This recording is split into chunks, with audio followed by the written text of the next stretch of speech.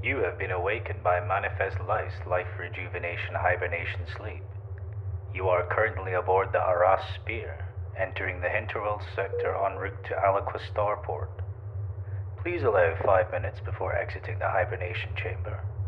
In the meantime, we have provided a short informational video to prepare you for the Aliqua system. Welcome to the Aliqua system, located in the Silver Laurel subsector of the Hinterworlds, a beacon of intrigue and opportunity in the cosmos. As you enter Aliquan space, let us take you on a journey through the vibrant yet challenging environment that awaits. The Aliqua system, orbiting a red dwarf star, boasts 4 gas giants and 5 diverse worlds. This system is young, having formed its jurisdiction in 994 Imperial, and now governs 5 worlds with a maximum tech level of 9. Its capital planet, Aliqua, covers 8,000 kilometers in diameter and presents a thin atmosphere with extreme temperature zones, making breathing assistance and careful environmental adaptation necessary. Despite these harsh conditions, the planet supports a robust agricultural economy, thriving in its temperature twilight zone where most of its 5 million inhabitants reside. Travelers are advised to exercise caution. The travel zone is rated amber, reflecting both environmental dangers and political instability. Additionally, the law level of 10 means that all weapons are prohibited, enforcing extreme law. Aliqua boasts a Class B starport, facilitating interstellar trade, equipped with large docking bays, fuel processors, repair facilities, and advanced communication systems to connect Aliqua to the broader Hinterworld sector. The Aliquan central city, Dali Nik, serves as the political heart, where the charismatic supreme leader Koko Yoi reigns. The planet has a military base, enhancing its security and strategic importance within the sector. Kokoyoi's Yoani regime maintains strict surveillance and control, ensuring stability through the formidable Kondai military and the feared Haran secret police. The city's economic heart, the Dali Bazaar, thrives under this watchful eye, supporting both legal and black market activities. Aliqua's economy is a paradox of abundance and control. Its agricultural goods, including genetically modified crops and the rare priceless liquid light, are crucial exports. The planet trades extensively with desert, fluid seas, and poor worlds, as well as industrial powerhouses within the sector. If you've traveled further outside the system, here is a list of other celestial bodies to help you get your bearings. Aliqua has 2 tidally locked satellites, Tumhel, a storm world, and Tang, a world-lit asteroid. Yakshi is a large gas giant with 1 hospitable satellite tidally locked to it named Ganga. Calico is another large gas giant, accompanied by an ice world, Gawa. Waldo, a large gas giant, has 3 satellites tidally locked to it. Onyx, a big world, Orak, an ice world, and Scion, another big world. Tenebrae, another large gas giant, has 4 tidally locked satellites.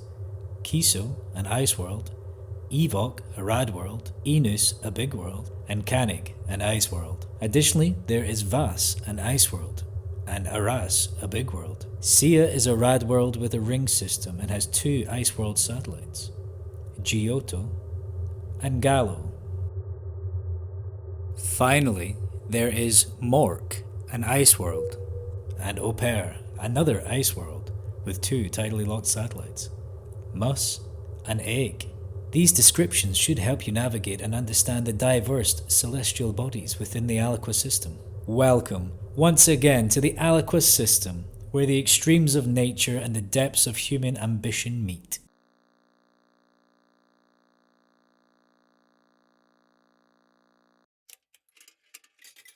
A few days back, I was buried in Rumi Almek's office, going through every document I could find. The only thing locked was a filing cabinet. Before making my way to the guard hut that night, I snuck back inside, picked the lock, and found a list of named contacts, all tied up into the trade of liquid light. Names I recognized, names I didn't, but one name stood out: Tong. Without knowing, it was the first real lead I had, pointing straight to a network much bigger than a simple heist. It wasn't just about some missing cargo. Rumi was a blubbering mess when I first talked to him on the phone. I knew he'd gone deep with some shady folks. You said you were the best, because you're discreet. I need to be discreet, you understand? This cannot get back to anyone. You need to find the cargo, you must find it for me quickly. But this stems further back. I know the name is familiar.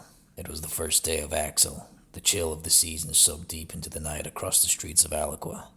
I found myself in the alleyway behind Nebula Nights, a club where I often met one of my contacts. The air was thick with stale void shine and the aroma of fried foods. Dim light from a flickering street lamp pierced the shadows from where I stood. I remember pulling my coat tighter around me. It wasn't long before I heard my contact's voice as they exited the club.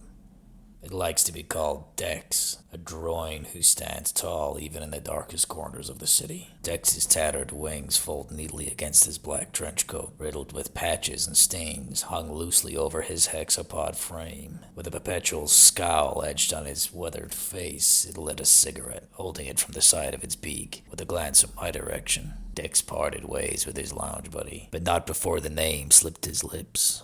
Tong. On entering the alleyway, Dex scanned back to ensure we were alone, proceeded to take another long drag of its cigarette, and exhaled a cloud of smoke which mingled with the fog still coming from the club doors. You're late. Its voice is raspy, a dash of gravel, annoyance and fatigue in equal measure. I shrugged. Had to make sure I wasn't followed. Dex snorted, equal measures of amusement and derision in that. Right. What do you need this time? You know which house I'm looking for. You know the one he's currently in. That house is going to cost you, Keech. I don't think you're willing to pay such a high price, let alone afford one. I remember leaning closer, lowering my voice. Safe house. Now. Dex took another drag before flicking the butt of the cigarette into a puddle. I've got a spot that could work for you, but don't come hunting me if you don't like what you find there. Boy, did I pay. Took one to the jugular and ended my bountiful career in one fell swoop. But enough of that mutt. It wasn't Dex who ended that eventuality. As crude as its personality is, and as foul its breath, at certain times, Dex was one of the few beings I could trust in this city. Pays to have knowledge of the underworld, the networks, and the safe houses. Georgia. Does Georgia even know who you are? Georgia is startled and immediately pulls a knife, backing up into a corner of the room. We need a game plan on this one. First, we need to clarify why she is here of all places. It can't just be to wipe footage of her on the station, even if it leads us to where she lives. Can it? There's a good chance she'll tell you why she's here. But is she working for Tong? Maybe there's some footage Tong doesn't want you to see. Watch her eyes. Don't get too comfy. We are not friends with this thief. She is smart to break in here. Beat you to the punch and undetected. She has all the reasons to deceive us and lead us further off the track. Be vigilant. She may have backup, or someone watching her every move. She's desperate, frustrated like a coil ready to snap. A storm is brewing and you don't have much time before it boils over. My guess is you're working for Tong, but I bet he ain't sent you down here to tidy up his dirty work. Nah, I'm betting you're smart enough to know that I'm not far behind you. And since you take this route daily, it wouldn't be long before I came knocking at your door. Not only that, I'm guessing you're in deep with Tong. Am I right? Georgia, stunned, opens her jaw, proceeding to utter some words. Yeah, you got it. In front of Georgia are 2 computer stations. Desks big enough for her to cover behind if she so chooses. Behind her is a wraparound CCTV unit. Behind that, some large server units. There are no visible exits other than the doorway I'm standing in front of. I appear to have the upper ground here. Strike now before she takes the initiative. I draw my laser pistol and point it at Georgia. Give up the blade, Georgia. We need to talk. Georgia pulls her blade and slices through some cables, causing an electrical short circuit and sparks covering my eyeline. You have nowhere to run. I ain't budging. The lights have shorted out. Georgia tries to catch me off guard by slamming into me, but I turn her over and throw her to the ground. I go to strike Georgia with the tail end of my pistol, but she quickly rolls out of my way. This is pointless. Give it up! Georgia raises to her feet and tries to grab and twist my arm to force me to drop my pistol, but she's feeble. Not much strength against mine. I take to dislocating Georgia's arm for the inconvenience. Not long before knocking her lights out. Wake up. I splash a little cold water over Georgia to let her know she's alive. She lets out a wail and comes grasping back to reality. Fuck! Feeling a little tender. Did you break my arm? You betcha. Now, unless you want me to break more of your bones, you're gonna cooperate. No more of this trying to overpower me bullshit. I threw your little pocket knife on the tracks right before I dragged you in here. Where am I? Somewhere we can talk without your friends coming to interrupt us. What do you want? First, why did you come back to the train station? Pretty fucking dumb thing for you to do. I had heard you'd made an appearance at the depot. We knew we could trust Jan, but I knew it was common knowledge. I was taking the subway to work. Jan also told us that night you got arrested by the Haran and uplifted in one of their carriers. So I figured you would be long gone, or at least gone for today. So I took to coming here to erase the footage of me and Hans. Hans traveled with you. Once or twice. I didn't want you tracking us back to where we were living. You moved recently. Of course we did, but I ain't stupid. Let me see your arm. I take to popping her arm back into place. You said you broke it. Be grateful. It's just dislocated. Where is Hans now? Fuck you. Georgia. I don't know where he is now. Probably holding up someplace. You think she's telling the truth? Tell me some good news, Georgia. You came back to wipe any trace of you and Hans, and you don't know where he's hiding? I don't believe you. What about you? Where were you going after you erased the CCTV footage? Container. On a cargo ship near the dried water line. The Penumbra Pool. The Penumbra Pool. Not a place one goes for skitty dipping. A known hub for shady deals and illicit meetings. This is bigger than just missing cargo. It always was. Liquid light is too valuable, too rare. But now Coco and the Haran. Tong's larger plan. This isn't just another case, it's a fucking conspiracy. And the footage. What was on it? A meeting. Tong was cautious but slept. The cameras caught a glimpse of his face. He didn't want anyone to see that, especially not you. George's eyes are darting around the room. Even now, she's still hopeful of an escape from his situation. Time to change tack, Keach. You're in deep, Georgia. You and Hans. The only way out is to help me. Full cooperation, or I'll leave you chained to the fucking chair. Few days ought to see you out. Nothing but skin and bones. I had to play the bluff, but we both knew I couldn't leave her there. Perhaps. You think Tong's just gonna let me disappear? He'll find me. He'll find Hans and they'll find me. Not if I find him first. You think you can find him without me? I can, Georgia. I'm working with the Haran. They already knew about Tong. Fuck. Please don't leave me here. Georgia's hesitation slowly buckles as she sobs. I need everything. Every detail, every name, every meeting. And after all that, you're gonna walk me right to Tong's front door. Only then will I allow you two to get off planet. All right, promise me now. You'll find Hans first. Find him first and we'll talk. Clever girl. Cross my heart. Now tell me, where is Loverboy? Dawn of Owls. He's held up with his sect. A religious cult. What's he doing there? Hans is devout, but I don't trust him. I've tried to pull him away, and we only did the robbery because Tong saw potential in us for one big payday. He planned to get off this rock and make our way to Ganga. They have a new colony being built there. We could afford a home with what he promised us. Now look where your potential's got you. Tong's a member of the Dawn of Owls. Of course he is.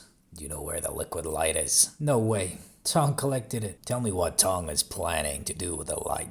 First Hans. Worth a shot. Where is this sect hiding out? Hamera. They have a shuttle that goes there, but it's infrequent. I don't know the next shuttle, but you should get on it. I take it they don't just let anyone in. Is she smiling? Nope. I suggest you find your faith detective. Do you have a contact we can use? Oh yeah.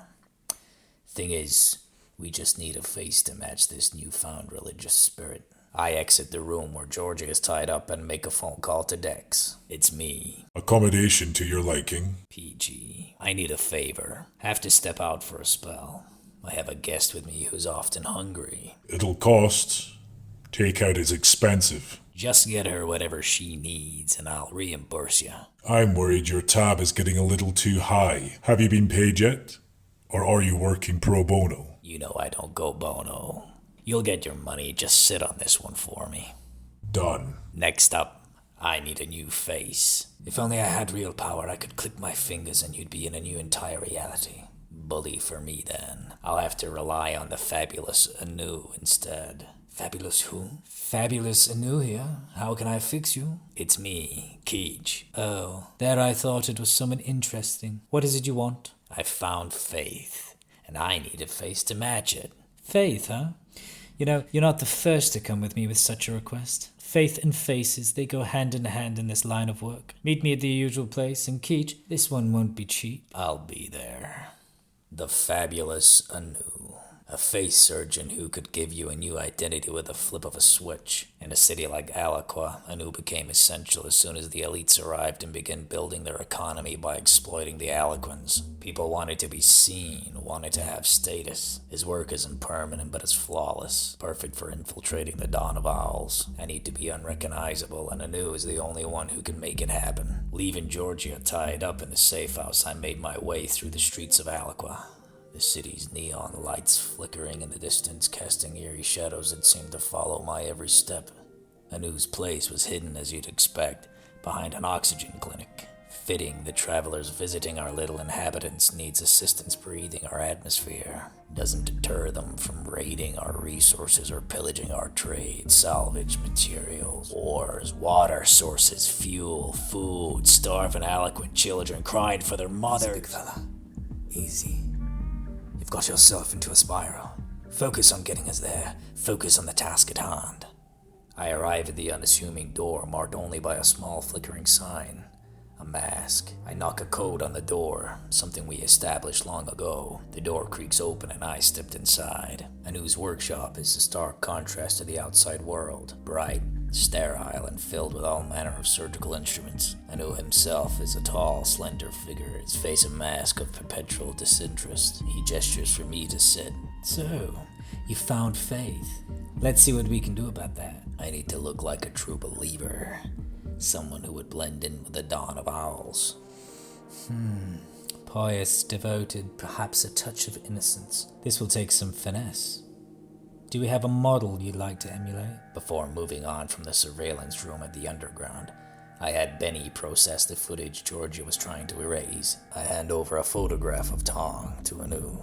Charming. Let's begin. Anu set to work, his hands moving with a precision nothing short of fabulous. As he applies the temporary modifications, I feel my features shift, morphing into something new. The process feels quick, but thorough, like oil spilling over my face thick as treacle. After he yells, "Finito," I barely recognize the face staring back at me in the mirror. That should do it. Just remember, Keach, this face won't last forever. You've got a limited window. Make it count. Thanks, Anu. I owe you one. You owe me several. But who's counting? With my new identity in place, I make my way to the spaceport. Imara is a distant, isolated part of Alaqua, accessible only by the few infrequent shuttles. The port is a major hub of the planet, so I'll need to keep my head down. This face is probably known by many of the running cells all over the port. Bump into the wrong one or say the wrong thing, they might take me prisoner or worse. But the shuttle is my only way into the Dawn of Owls. If Hans is hiding among them, I need to find him and fast. I'm nearing the spaceport. Prepare for all eventualities. Though